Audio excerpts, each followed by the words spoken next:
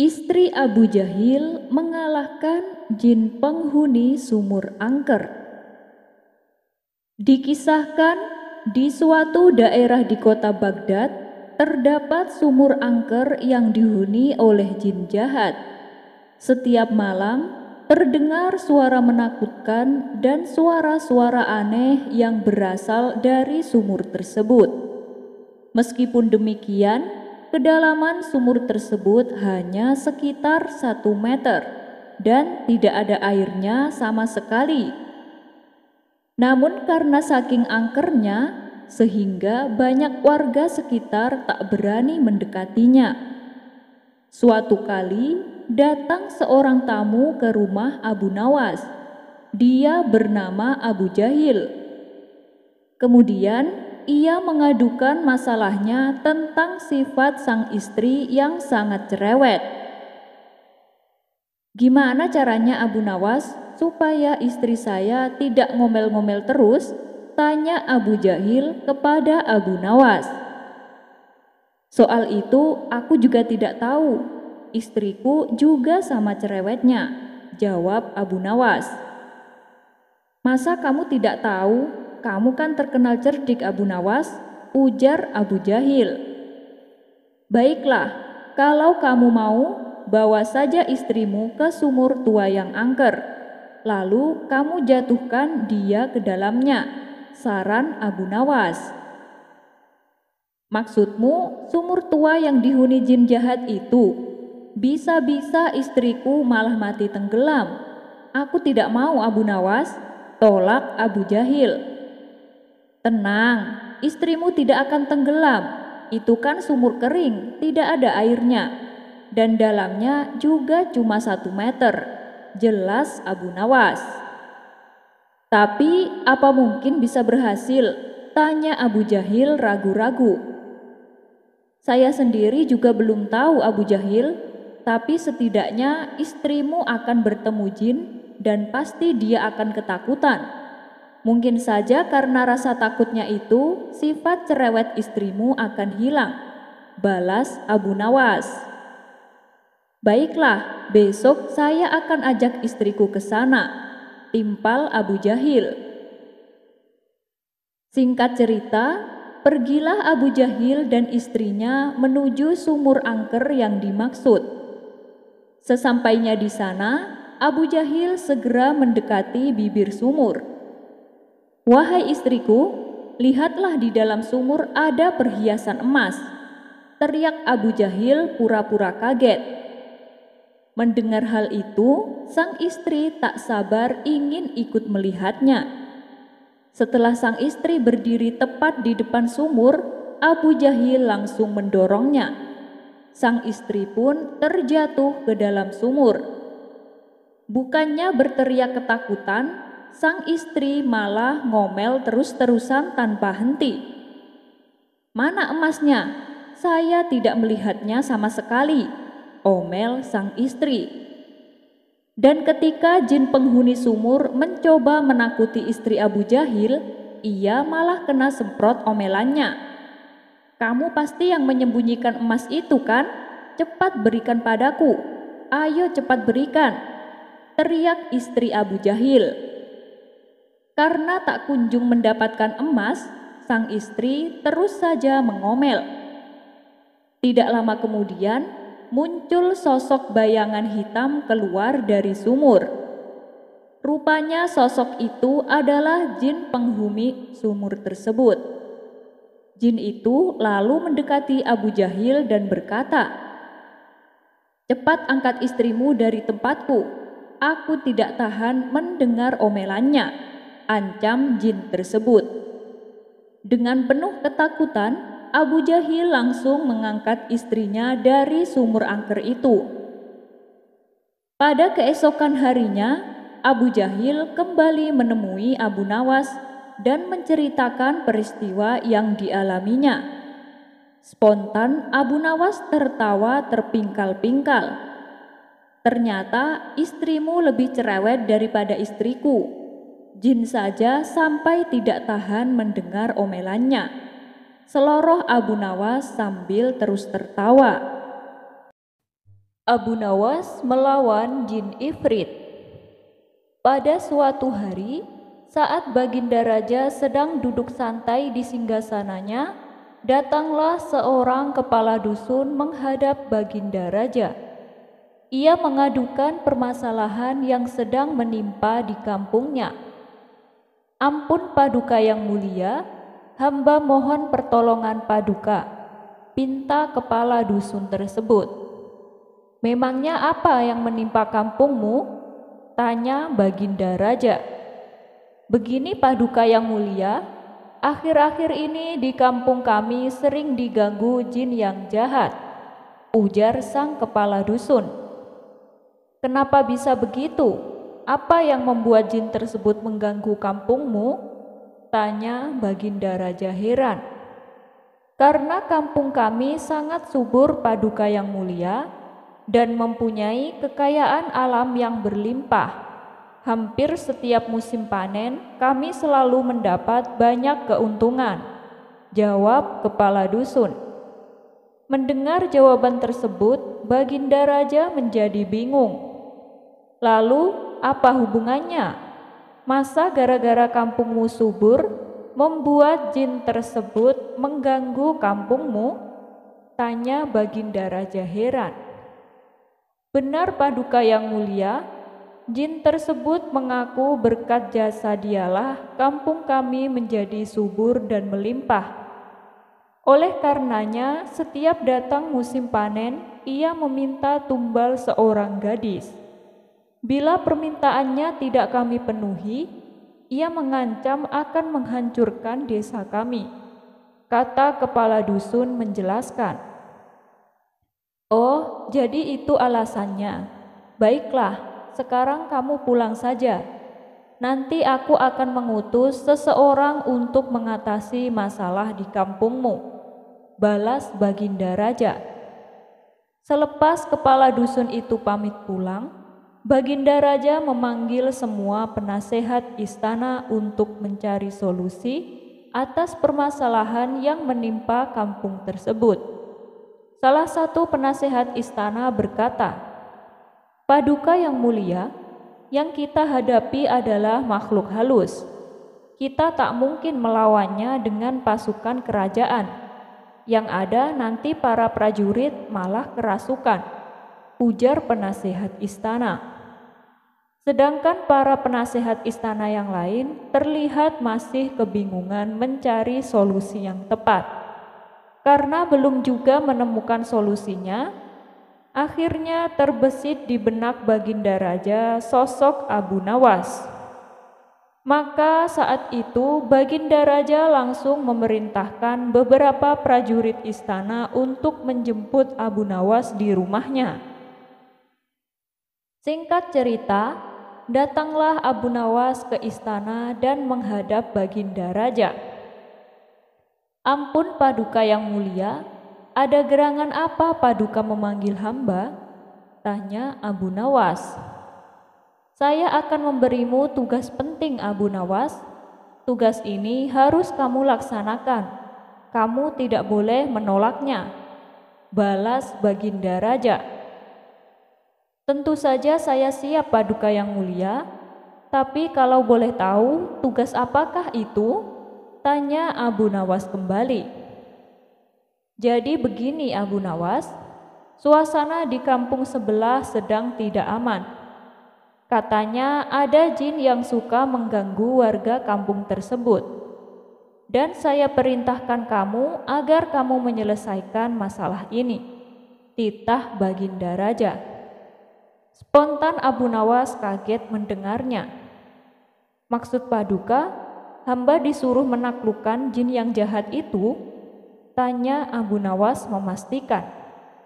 "Benar sekali Abu Nawas, aku tahu kamu pasti bisa mengarahkannya," ujar Baginda Raja. "Waduh, ini sih tugas yang sangat berbahaya. Taruhannya nyawa bisa melayang," pikir Abu Nawas. Raut muka ketakutan dan gemetaran mulai terlihat pada diri Abu Nawas. "Ampun Paduka yang mulia, apa Paduka tidak salah orang? Saya kira Paduka keliru kalau sampai menunjuk saya, sebab saya ini bukan orang sakti, jawab Abu Nawas mencoba berkilah. Wahai Abu Nawas, aku tahu kamu memang bukan orang hebat, bukan pula orang sakti. Tapi dengan akal cerdikmu, aku yakin kamu bisa mengalahkan jin jahat itu, ucap Baginda Raja. Dengan berat hati, terpaksa Abu Nawas menerima tugas tersebut. Karena apabila ia menolaknya, ia bisa dihukum berat oleh Baginda Raja. Pada keesokan harinya, berangkatlah Abu Nawas menuju kampung yang dimaksud. Setibanya di sana, ia langsung menemui kepala dusun. "Apakah Anda utusan Baginda Raja?" tanya kepala dusun. "Iya benar, saya diutus Baginda Raja ke sini," jawab Abu Nawas. Kepala dusun itu lalu menceritakan semuanya tentang sosok jin yang sering mengganggu kampungnya, termasuk meminta tumbal seorang gadis saat musim panen tiba. Setelah mendengar secara seksama, Abu Nawas lalu bertanya, "Apakah di antara para warga ada yang pernah melihat wujud jin tersebut?" Sang kepala dusun pun menjawab, "Saya kira hampir semua dari warga kami pernah melihatnya. Saya sendiri juga pernah melihatnya." Abu Nawas kemudian kembali bertanya, "Lalu bagaimana wujudnya?" Kepala dusun tersebut menjawab, "Tubuhnya tinggi dan rambutnya dikuncir. Di antara kepalanya ada yang botak." Seketika Abu Nawas langsung mengetahui kalau jin yang dimaksud adalah jin ifrit.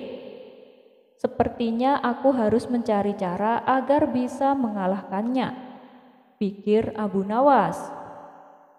Setelah berpikir agak lama, muncullah ide cemerlang di otaknya. "Bagaimana Tuan? Apakah Tuan sanggup menghadapinya?"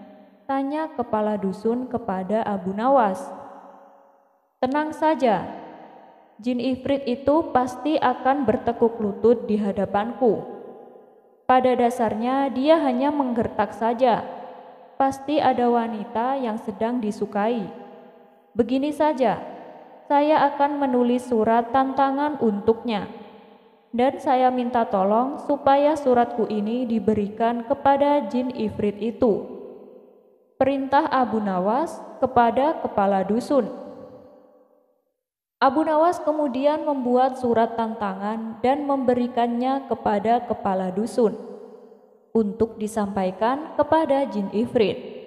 Setelah surat tantangan dari Abu Nawas diberikan kepada jin ifrit, tak pelak jin ifrit pun menjadi marah. Dia berjanji akan membunuh siapa saja yang berani menantangnya. Sambil menunggu waktu pertandingan, Abu Nawas membuat sandal yang sangat besar. Tingginya saja sampai 40 meter. Ketika sandal tersebut selesai dibuat Abu Nawas lalu meletakkannya di tengah lapangan, di mana lapangan itu nantinya akan menjadi tempat bertanding antara Abu Nawas dan jin ifrit. Setelah sebulan berlalu, tibalah saatnya waktu yang ditentukan tiba.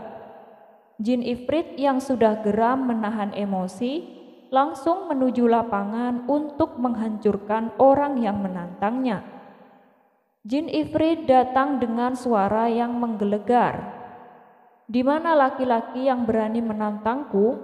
Keluarlah, aku akan menghancurkan tubuhnya," ucapnya sambil marah-marah.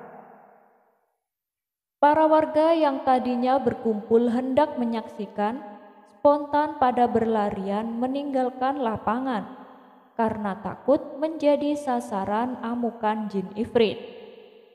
Tidak berapa lama, muncullah Abu Nawas ke tengah lapangan untuk menghadapi jin yang jahat itu. "Oh, jadi kamu yang bernama Abu Nawas?" orang yang berani menantangku. Apa kamu sudah bosan hidup? Ayo sekarang kita bertarung, tantang Jin Ifrit. Maaf, Anda salah orang. Saya ini muridnya Abu Nawas, kata Abu Nawas berpura-pura. Lalu, ngapain kamu datang kemari? Cepat panggil gurumu untuk bertarung denganku, perintah Jin Ifrit. Jangan khawatir, guruku pasti akan datang kemari. Aku kesini disuruh untuk mengambil sandal guruku. Kemarin sehabis latihan, sandalnya tertinggal. Balas Abu Nawas sambil menunjuk sandal yang sangat besar yang tergeletak hampir menutupi separuh lapangan. Itu sandalnya Abu Nawas? Tanya Jin Ifrit. Iya, memangnya kenapa? Tapi aku tidak kuat mengangkatnya sendirian. Maukah kamu membantu membawakan sandal ini? Pinta Abu Nawas. Melihat sandal yang berukuran sangat besar tersebut, sejenak Jin Ifrit itu terdiam. Sandalnya saja sebesar lapangan. Bagaimana dengan orangnya? Pikir Jin Ifrit yang mulai ketakutan. Atau begini saja, aku akan panggil guruku untuk datang ke sini langsung. Kalau aku ditanya mana sandalnya, aku akan menjawab kalau kamu menghalang-halangiku untuk mengambil sandalnya, ujar Abu Nawas. Jangan lakukan itu. Lebih baik aku pergi saja sekarang. Dan aku berjanji aku tidak akan pernah mengganggu desa ini lagi, balas Jin Ifrit itu. Kemudian Jin Ifrit yang jahat ini berteriak dan segera menghilang karena ketakutan. Sejak saat itu, kampung tersebut kembali aman dari segala gangguan. Abu Nawas dikalahkan seorang anak gembala.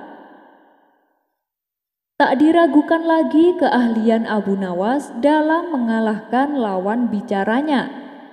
Setiap kalimat yang keluar dari mulut Abu Nawas bagaikan anak panah yang menancap pas sasaran. Ini membuat lawan bicaranya mengkerut tak berkutik. Tapi apa jadinya kalau Abu Nawas malah dikalahkan oleh seorang bocah, hingga membuat Abu Nawas emosi? Berikut kisah lengkapnya. Pada suatu hari, Baginda Raja menyuruh beberapa pengawal untuk memanggil Abu Nawas datang ke istana. Dengan sigap, para pengawal langsung melaksanakan tugas yang diperintahkan. Tuan Abu, Anda diperintah datang ke istana sekarang juga. Abu Nawas yang sedang duduk santai merasa sedikit terganggu dengan perintah tersebut.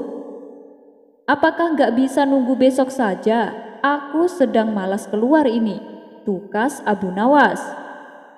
Ini titah paduka raja, Tuan Abu harus mematuhinya, balas si pengawal. Maka dengan berat hati, Abu Nawas memenuhi panggilan raja untuk datang ke istana. Dan singkat cerita, datanglah Abu Nawas dan menghampiri Baginda Raja yang tengah duduk di singgasananya. Paduka yang mulia, ada gerangan apa Paduka memanggil hamba? Tanya Abu Nawas. Begini Abu Nawas, aku akan mengajakmu jalan-jalan keluar istana untuk belusukan. Aku ingin mengetahui kondisi rakyatku Abu Nawas, jawab Baginda Raja. Oh begitu, hamba siap menemani Paduka, sahut Abu Nawas. Dengan didampingi beberapa pengawal, Baginda Raja dan Abu Nawas berjalan-jalan keliling Baghdad. Di setiap kampung yang mereka lalui, membuat Baginda Raja merasa bangga dan puas. Karena kondisi ekonomi rakyatnya kini bertambah makmur dan sejahtera. Hingga sampailah mereka di sebuah pedesaan yang jauh dari hiruk-pikuk keramaian kota. Di sana Baginda Raja mendapati ada seorang anak gembala yang tengah duduk istirahat sambil mengamati domba-domba peliharaannya. Hebat anak itu, domba-dombanya sehat dan gemuk, pasti pandai merawatnya, kata Baginda Raja dalam hati. Karena merasa penasaran, Baginda Raja lalu mengajak Abu Nawas untuk menghampirinya. Abu Nawas, coba kau tanyakan anak itu, bagaimana cara dia merawat domba-dombanya, bisik Baginda Raja kepada Abu Nawas. Siap Paduka Yang Mulia, balas Abu Nawas. Maka Abu Nawas pun mulai bertanya kepada si anak gembala. Nak, boleh aku tanya sesuatu? Ucap Abu Nawas. Boleh, silakan tuan, jawab si anak. Domba-dombamu ini sehat dan gemuk-gemuk. Kamu kasih makan apa? Tanya Abu Nawas. Domba yang mana dulu nih? Yang hitam atau yang putih tuan? Kata si anak balik bertanya. Domba yang hitam dulu deh, jawab Abu Nawas. Oh, kalau yang hitam dia makannya rumput basah tuan, balas si anak. Lalu kalau domba yang putih kamu kasih makan apa? Tanya Abu Nawas kembali. Yang putih ya sama, rumput basah juga, jawab si anak. Abu Nawas hanya geleng-geleng kepala mendengar jawaban tersebut. Kemudian ia kembali bertanya, domba-dombamu ini per tahunnya menghasilkan banyak bulu ya? Tanya Abu Nawas. Domba yang mana dulu tuan? Yang hitam apa yang putih? Kata si anak balik bertanya. Dengan sedikit kesal, Abu Nawas berkata, yang hitam dulu deh. Oh, kalau yang hitam banyak tuan, hampir 10 kilo per tahun, jawab si anak. Kalau domba yang putih, berapa kilo per tahunnya? Tanya Abu Nawas penasaran. Yang putih juga sama tuan, 10 kiloan lah, jawab si anak singkat. Sementara Abu Nawas masih bisa menahan emosinya. Ia pun kembali bertanya, apa dombamu ini juga menghasilkan susu? Anak gembala itu kemudian menjawab, nah, domba yang mana dulu tuan? Yang hitam atau yang putih? Dengan nada kesal, Abu Nawas membalas, yang hitam dululah. Oh, kalau yang hitam, ya, alhamdulillah selalu menghasilkan susu tuan, jawab si anak gembala. Memangnya kalau yang putih tidak menghasilkan susu? Tanya Abu Nawas kembali. Yang putih juga sama tuan, tiap bulan pasti menghasilkan susu kok, jawab si anak. Karena tak kuat menahan emosi, Abu Nawas lalu membentak si anak gembala. Bocah, kenapa sih kamu selalu membedakan antara domba hitam dan putih, kalau ternyata jawabannya sama saja? Si anak gembala spontan ketakutan dibuatnya. Lalu dengan bibir bergetar si anak menjawab, maaf tuan, soalnya kan domba yang hitam itu milik saya tuan. Mendengar alasan si anak gembala, Abu Nawas pun merasa bersalah karena terburu-buru emosi. Oh, begitu rupanya. Bilang dong nak dari tadi. Maaf ya, sudah marah duluan. Lalu, kalau yang putih itu punya siapa nak? Tanya Abu Nawas penuh kelembutan. Yang putih juga milik saya tuan, jawab si anak. Seketika, emosi Abu Nawas kembali memuncak. Ia pun memilih untuk meninggalkan si anak gembala. Dasar bocah edian, gerutu Abu Nawas. Sementara Baginda Raja tertawa terpingkal-pingkal melihat kejadian tersebut. Menaklukkan naga raksasa. Pada suatu malam, Baginda Raja bermimpi ada seekor ular naga raksasa menyerang kerajaannya. Ular naga tersebut lalu mengejar Baginda Raja dan hendak memangsanya. Seketika Baginda Raja terbangun dengan kondisi sangat ketakutan. Akibat mimpinya itu, semalaman Baginda Raja tak bisa tidur. Kemudian, pada keesokan harinya, Baginda Raja mengerahkan semua prajurit untuk berjaga-jaga di depan gerbang istana. Tak berselang lama, datanglah Abu Nawas. Ia heran kenapa banyak prajurit berjaga di depan gerbang dengan bersenjata lengkap. Lalu Abu Nawas menanyakan hal itu kepada Baginda Raja. "Memangnya ada apa, Paduka? Tidak seperti biasanya gerbang istana banyak prajurit berjaga." Baginda Raja pun menjawab, "Ini untuk mengantisipasi adanya serangan dari musuh." Tentu saja Abu Nawas terkejut mendengarnya. "Siapa yang akan menyerang istana?" tanya Abu Nawas penasaran. Baginda Raja pun lalu menceritakan tentang mimpinya semalam, yaitu seekor ular naga raksasa menyerang istana dan hendak memangsa dirinya. Mendengar hal itu, Abu Nawas sempat menahan tawa yang membuat Baginda Raja tersinggung. "Apanya yang lucu, Abu Nawas?" bentak Baginda Raja. "Tidak, Paduka," balas Abu Nawas. Abu Nawas pun lalu mencoba menenangkan Baginda Raja. Kalau ia mengatakan bahwa mimpi tersebut tidak masuk akal, tentu Baginda Raja akan bertambah emosi. Akhirnya terbesitlah sebuah ide konyol untuk menyadarkan Baginda Raja. "Paduka, saya punya cara yang paling tepat supaya ular naga raksasa tidak berani datang ke sini," tutur Abu Nawas. "Benarkah? Coba beritahu aku," pinta Baginda Raja. Kemudian Abu Nawas meminta supaya dibawakan roti yang berukuran besar. Roti tersebut lalu dipotong kecil-kecil dan disebarkan di depan halaman istana. Melihat perilaku aneh Abu Nawas ini membuat Baginda Raja heran. "Hei Abu Nawas, kenapa kau membuang-buang roti itu?" tanya Baginda Raja. "Ini adalah sebuah cara supaya ular naga raksasa tidak berani datang ke sini," jawab Abu Nawas. Sontak Baginda Raja tertawa mendengarnya. "Di sini mana ada ular naga raksasa?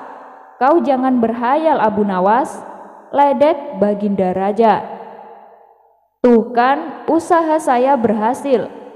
Sesuai perkataan Paduka, ular naga raksasa tak mungkin ada di sini," celetuk Abu Nawas. "Ya tentu saja tidak ada ular naga raksasa, kan hanya dongeng, Abu Nawas," sahut Baginda Raja. "Sudah tahu cuma dongeng. Tapi kenapa Paduka cemas sampai-sampai mengerahkan ratusan prajurit untuk menjaga gerbang istana?" timpal Abu Nawas. Seketika Baginda Raja tersadar akan kebodohannya karena terbawa oleh mimpi yang tak masuk akal. Ia pun akhirnya merasa tenang dan tidak lagi diliputi rasa takut. Mengakali nazar. Suatu ketika, ada seorang pemuda yang sedang mengalami masalah besar. Sudah berbulan-bulan masalah itu tak kunjung selesai. Si pemuda lalu curhat kepada kawan-kawannya. Ia berharap mendapatkan jalan keluar atas musibah yang menimpanya. Namun, tak satu pun masukan ataupun solusi dari temannya yang bisa membantu mengurai masalah yang menghimpit dirinya. Lalu salah satu sahabat dekatnya menyarankan supaya ia meminta nasihat kepada Abu Nawas. Dan keesokan harinya, tanpa pikir lama-lama, si pemuda langsung mendatangi rumah Abu Nawas. "Tuan Abu, saya minta tolong Tuan. Saya mempunyai masalah besar yang sampai saat ini belum ada jalan keluarnya," pinta si pemuda kepada Abu Nawas. "Memangnya apa masalahmu? Coba ceritakan," sahut Abu Nawas. Si pemuda lalu menceritakan masalahnya. Berulang kali ia meneteskan air mata sambil sesenggukan melihat kepada Abu Nawas. "Wah, masalahmu ini begitu berat anak muda. Saran saya sih, perbanyaklah ibadah dan berdoa. Mintalah pertolongan kepada Allah, dan sebagai bukti keseriusanmu, kamu sebaiknya menyatakan sebuah nazar. Insya Allah, Allah akan membukakan jalan untukmu," tutur Abu Nawas. "Baiklah Tuan Abu, saya akan bernazar. Bila masalah saya terpecahkan, saya akan menjual rumah. Dan dari penjualan rumah akan saya sedekahkan semuanya kepada fakir miskin," balas si pemuda. Hari demi hari berganti. Setelah si pemuda mengucapkan nazarnya, ia mendapatkan saran-saran yang bisa membantunya menyusun sebuah tindakan dan solusi bagi permasalahannya. Dan akhirnya, seiring berjalannya waktu, permasalahan yang dulu menghimpitnya kini telah sirna. Suatu malam, saat pemuda itu memasuki kamar sholatnya, ia melihat sebuah tasbih tergeletak di atas sajadah. Benda itu mengingatkannya pada malam yang pedih, di mana saat itu ia tenggelam dalam doa dan mengucapkan nazarnya. "Oh iya, aku harus melunasi nazarku. Kenapa aku begitu pelupa?" batin si pemuda. Sejak itu, ia ingin segera menunaikan nazarnya. Ia merasa itu sebuah janji kepada diri sendiri dan Tuhan yang harus ia penuhi. Ia tak ingin mengkhianati janjinya sendiri. Ia tak mau menjadi orang yang munafik. Akan tetapi, ia mempunyai sebuah masalah. Saat hendak menunaikan nazarnya, ia merasa jika rumahnya ia jual dan uang hasil penjualan itu ia berikan seluruhnya kepada fakir miskin, alangkah sayangnya. Ia pun menyesal kenapa dulu terlalu bersemangat mengucapkan nazar. Seharusnya ia tak bernazar menjual rumah. Seharusnya ia bernazar barang lain yang lebih kecil harganya. Akan tetapi ia sudah terlanjur bernazar. Si pemuda berusaha memutar otak yang bisa mengurangi kerugian akibat nazarnya yang tak mungkin ditariknya kembali. Setelah beberapa lama berpikir, ia menemukan sebuah ide. Ia akan menjual rumahnya dengan harga 1 dinar. Itu harga yang sangat murah. Selain itu, ia juga akan menjual kucing yang menempati rumah tersebut dengan harga 10.000 dinar. Jadi, bagi siapa saja yang ingin membeli rumahnya, maka harus pula membeli kucing. Itu sudah paket yang tak bisa dipisahkan. Tak lama setelah penjualan itu diumumkan, datanglah seorang pembeli yang tanpa menawar membeli paket jual rumah dan kucing tersebut. Sang pembeli menyerahkan uang sebesar 10.000 1 dinar. Dan sehari setelah jual beli dilakukan, si pemuda segera menunaikan nazarnya dengan membagikan uang 1 dinar dari hasil penjualan rumahnya kepada fakir miskin. Sementara itu, uang hasil penjualan kucing yang bernilai 10.000 dinar menjadi miliknya utuh dan ia simpan rapat-rapat. Dan di kemudian hari, uang 10.000 dinar itu ia belikan rumah lagi untuk ditinggali. Pada suatu ketika Abu Nawas mendatangi si pemuda. "Hei pemuda, nazarmu sudah kau tunaikan belum?" tanya Abu Nawas. "Oh sudah Tuan Abu. Uang hasil penjualan rumahku sudah aku sedekahkan kepada fakir miskin Tuan," jawab si pemuda. "Memang berapa yang kau sedekahkan?" tanya Abu Nawas kembali. "Ya semuanya Tuan Abu, jumlahnya 1 dinar. Karena kan saya menjual rumah hanya seharga 1 dinar Tuan," balas si pemuda. "Wah, kenapa bisa murah sekali itu?" tanya Abu Nawas heran. "Saya menjual sepaket dengan kucing yang mendiami rumah tersebut Tuan, tapi harga kucingnya 10.000 dinar. Nah, uang hasil penjualan kucing saya gunakan untuk membeli rumah lagi," kata si pemuda menjelaskan. Mendengar itu, muka Abu Nawas pun memerah menahan amarah.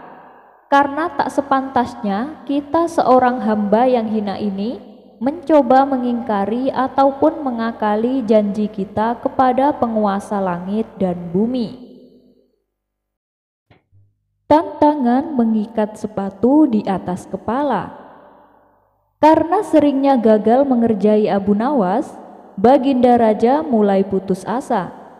Ia mengakui bahwa Abu Nawas terlalu cerdik untuk diperdaya. Alih-alih akan mempermalukan Abu Nawas, justru Baginda Raja sendiri yang kena getahnya. Hal inilah yang membuatnya geram dan ingin membalaskan dendam. Tapi Baginda Raja bingung harus dengan cara apa untuk mewujudkannya. Kemudian Baginda Raja bertanya kepada para menteri istana, "Adakah di antara kalian yang punya cara untuk memperdayakan Abu Nawas?" tanya Baginda Raja. Mereka semua terdiam, hanya saling tatap satu sama lain. "Salah satu dari kalian masa tidak ada yang punya?" tanya Baginda Raja memastikan. "Ampun Paduka yang mulia, sebenarnya kami punya berbagai cara untuk menjebak Abu Nawas. Tapi dia itu sangat cerdik. Takutnya nanti malah jadi bumerang, sehingga membuat Paduka menanggung malu. Dan kami tak ingin itu kembali terulang," jawab salah satu menterinya. Baginda Raja pun memahami kekhawatiran mereka. Namun, tiba-tiba salah satu menteri yang lain mengusulkan sebuah cara yang tak seperti biasanya. "Paduka yang mulia, saya punya sebuah tantangan tapi bukan jebakan. Barangkali Paduka berkenan." Mendengar hal itu, Baginda Raja merasa ragu. "Apa kamu yakin tantanganmu bisa untuk mengerjai Abu Nawas?" tanya Baginda Raja. "Ini bukan jebakan Paduka, jadi apa yang akan diperbuat Abu Nawas atas dasar kesadaran sendiri," jawab sang menteri. "Oh ya, coba beritahu aku apa tantanganmu," pinta Baginda Raja penasaran. "Begini Paduka yang mulia, kita tantang Abu Nawas mengikat sepatu di atas kepalanya. Kemudian suruh dia berkeliling kota. Tapi syaratnya dia tidak boleh marah dan tidak boleh mengejek orang. Apabila berhasil, sebagai imbalannya dia akan menerima hadiah 1.000 dinar," kata sang menteri menjelaskan. "Lalu apa untungnya bagiku? Yang ada saya malah tekor 1.000 dinar," ujar Baginda Raja. "Tentu saja ada untungnya Paduka. Dengan cara seperti itu, Abu Nawas akan dipermalukan dan ditertawakan oleh semua orang. Pasti dia tidak akan kuat menahan emosinya manakala semua penduduk kota mengejek dan menertawakannya. Kalau dia sampai emosi atau membalas ejekan mereka, berarti Abu Nawas dianggap gagal, dan atas kegagalannya Paduka tak perlu menghukumnya. karena Abu Nawas sudah dipermalukan dan ditertawakan oleh orang-orang. Abu Nawas hanya tak berhak mendapatkan hadiahnya, kata sang menteri memberitahu. Saya sangat setuju dengan caramu ini, sebuah ide yang sangat cemerlang. Meski bukan sebuah jebakan, tapi bisa untuk mengerjai Abu Nawas, sahut Baginda Raja kegirangan.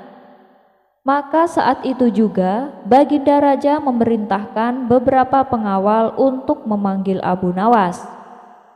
Singkat cerita, datanglah Abu Nawas ke istana menghadap Baginda Raja. Wahai Abu Nawas, aku ada sebuah tantangan untukmu, tapi aku tidak akan memaksamu untuk melakukannya, karena tantanganku kali ini sifatnya sukarela, tanpa ada unsur paksaan, kata Baginda Raja. Lalu, hadiah apa yang akan saya dapatkan bila berhasil melakukannya? Dan hukuman apa yang akan saya terima bila gagal menjalankan tantangan tersebut? Tanya Abu Nawas. Bila kamu berhasil, kamu akan mendapatkan hadiah 1000 dinar. Tapi bila kamu gagal, kamu tidak akan mendapatkan hukuman apapun.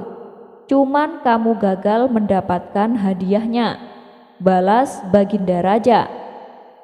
Apakah Paduka yakin dengan hadiah sebesar itu tapi tidak ada resikonya sama sekali? Tanya Abu Nawas heran. Iya, saya yakin Abu Nawas, balas Baginda Raja. Baiklah Paduka, saya siap menerima tantangan Paduka. Beritahu saya apa tantangannya, timpal Abu Nawas. Tantangannya adalah mengikat sepatu di atas kepalamu dan berjalan keliling kota. Tapi ada syaratnya, kamu tidak boleh marah dan tidak boleh mengejek orang, kata Baginda Raja memberitahu. Mendengar tantangan tersebut, sejenak Abu Nawas terdiam. Setelah berpikir cukup lama, Abu Nawas mulai memahami maksud dibalik tantangan Baginda Raja. Bagaimana Abu Nawas? Kalau kau menolak juga tidak apa-apa. Saya tidak akan memaksamu, apalagi sampai menghukummu, tutur Baginda Raja. Saya siap Paduka yang mulia. Justru saya senang sekali dengan tantangan ini karena tidak ada resikonya. Tapi untuk menjalani tantangan ini, saya ingin ditemani Paduka. Dan saat Paduka menemani saya, Paduka harus menyamar sebagai warga biasa, pinta Abu Nawas. Wah, kebetulan sekali. Aku bisa menyaksikan langsung orang-orang mengejek dan menertawakan Abu Nawas, batin Baginda Raja. Tanpa pikir panjang, Baginda Raja menyetujui permintaan Abu Nawas. Maka pada hari itu juga mereka berdua mulai berkeliling kota Baghdad. Ketika melewati di depan kerumunan orang-orang, mereka seketika tertawa dan mengejek Abu Nawas. Kamu sudah gila ya Abu Nawas? Kenapa tidak sekalian kau makan sepatunya? Kata mereka sambil tertawa terpingkal-pingkal. Melihat hal itu, Baginda Raja juga ikut tertawa di samping Abu Nawas. Rasain kamu Abu Nawas, saya bisa dengan puas menertawakanmu, kata Baginda Raja dalam hati. Tapi dengan tenangnya, Abu Nawas membalas ejekan mereka. Aku melakukan ini karena diperintah Paduka Raja. Orang-orang yang tadinya tertawa langsung menghentikan tawanya dan berkata, benarkah Abu Nawas? Memang terkadang Paduka Raja tidak punya otak, rakyat sendiri malah dipermalukan. Mereka tidak mengetahui bahwa orang yang di samping Abu Nawas adalah Baginda Raja yang sedang menyamar. Selanjutnya, Abu Nawas dan Baginda Raja melewati kerumunan orang-orang berikutnya. Melihat penampilan Abu Nawas, mereka pun tak kuasa menahan tawanya. Hei Abu Nawas, kenapa tidak sekalian kau taruh rak sepatu di atas kepalamu? Kata mereka sambil tertawa. Aku melakukan ini karena diperintah Paduka Raja, jawab Abu Nawas. Mereka yang tadinya tertawa merasa iba dan berkata, bila yang kamu katakan itu benar, berarti Paduka Raja sudah sinting. Masa rakyatnya sendiri diperlakukan seperti ini, ujar mereka. Begitulah seterusnya. Setiap kali Abu Nawas ditertawakan orang-orang, ia selalu membalas dengan jawaban yang sama, sehingga orang-orang yang tadinya menertawakan menjadi kasihan dan berganti menghujat Baginda Raja. Tak tahan terus-terusan mendengar cemoohan dan hujatan warga, Baginda Raja menjadi emosi. Ia pun mengatakan kepada Abu Nawas untuk menyudahi tantangan tersebut. Tapi Paduka, kita kan belum masuk ke pasar. Di sana masih banyak orang-orang yang akan menertawakan saya, ledek Abu Nawas. Cukup Abu Nawas, kita pulang saja sekarang, hardik Baginda Raja. Ternyata tidak mudah mengerjai Abu Nawas. Ia punya 1000 akal untuk membalikkan keadaan. Untuk kesekian kalinya, Baginda Raja harus menanggung akibatnya. Orang-orang bukannya menertawakan Abu Nawas, mereka justru malah menghujat Baginda Raja. Akhirnya Abu Nawas pulang dengan membawa hadiah uang 1000 dinar. Menjadi mayat hidup. Kumandang azan Isya terdengar nyaring dari masjid. Sebuah seruan kepada umat Islam untuk segera kembali bersujud kepada Allah. Semua orang berbondong-bondong memenuhi shaf-shaf di ruangan masjid, tak terkecuali Abu Nawas. Ia bergegas mencari tempat di belakang imam. Usai menunaikan sholat Isya, Abu Nawas tak langsung pulang. Ia menyempatkan diri untuk berzikir, dan setelah selesai berzikir, waktu pun sudah menunjukkan larut malam. Abu Nawas segera beranjak pulang. Seperti biasa, untuk sampai ke rumahnya, ia harus melewati tempat pemakaman. Suasana begitu sunyi dan agak gelap menyelimuti sekitar area kuburan. Saat ia sedang asyik berjalan, lewatlah kawanan perampok yang kebetulan menuju ke arah yang sama dengan Abu Nawas. Mereka rata-rata bertubuh kekar dan besar, dan di tangan mereka masing-masing membawa sebilah pedang. Rasa ketakutan pun hinggap pada diri Abu Nawas. Waduh, jangan sampai mereka melihatku. Bisa-bisa aku dibunuhnya. Lebih baik aku bersembunyi, pikir Abu Nawas. Langkah Abu Nawas mendadak pelan dan getaran rasa takut kian berkecamuk. Tiba-tiba matanya tertuju pada sebuah lubang makam yang baru saja digali. Nah, ini tempat yang aman untuk bersembunyi, ujar Abu Nawas. Ia pun langsung melompat ke bawah, masuk ke lubang makam dan bersembunyi di situ. Namun apa yang diharapkan tak sesuai dengan kenyataan. Salah satu perampok melihat aksi Abu Nawas ini. Hei kawan-kawan, sepertinya aku melihat orang loncat ke dalam galian tanah itu, kata si perampok kepada teman-temannya. Mereka pun penasaran dan timbul keinginan untuk menghampiri lubang tanah tersebut. Setelah mendekat, mereka melongok ke dalam galian tanah tempat Abu Nawas bersembunyi. Tampaklah kepala Abu Nawas menyembul dari liang kuburan. Hal itu membuat kawanan perampok kaget dan heran. "Woi, siapa kamu?" tanya salah satu dari mereka. Abu Nawas terlihat gugup. Sambil menelan ludah, perlahan kepalanya mendongak menatap para perampok tersebut. "Aku adalah mayat yang baru dikuburkan di sini," jawab Abu Nawas gemetaran. "Apakah kalian malaikat penanya kuburan?" kok kalian banyak sekali?" tanya Abu Nawas. Mendengar pertanyaan Abu Nawas, mereka mengernyitkan dahi dan saling tatap satu sama lain. "Apa ada mayat yang bangun di tengah malam begini?" tanya mereka kepada Abu Nawas. "Ya adalah," jawab Abu Nawas. "Buat apa mereka bangun?" tanya mereka lagi. "Ya, untuk menghirup udara segar," jawab Abu Nawas. "Masa orang mati butuh udara segar?" tanya mereka heran. "Oh iya, kalian benar, aku yang salah," jawab Abu Nawas dan langsung kembali membaringkan tubuhnya seperti posisi mayat yang sedang dikubur.